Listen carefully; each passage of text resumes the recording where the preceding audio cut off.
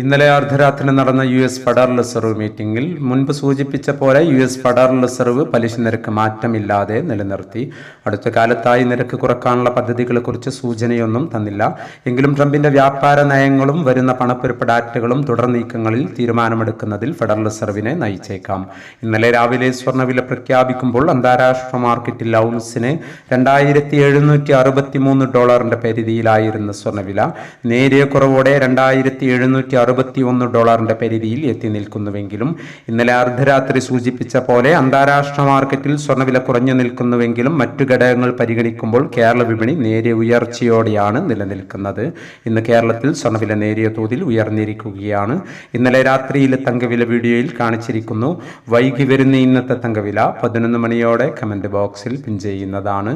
എല്ലാ വ്യൂവേഴ്സിൽ നിന്നും ഒരു ലൈക്ക് പ്രതീക്ഷിച്ചുകൊണ്ട് ഇന്നത്തെ സ്വർണ്ണവില നോക്കാം. ഇന്ന് പവന് 120 രൂപ കൂടി. ഇന്ന് 30/1/2025. പവന് 60,880, ഗ്രാമിന് 7,610. ഭിന്നിച്ചു നിൽക്കുന്ന KGSDA, സ്വർണ്ണഭവൻ തുടങ്ങിയ സംഘടനകൾ പ്രഖ്യാപിച്ച വില പവന് 60,720, ഗ്രാമിന് 7,590.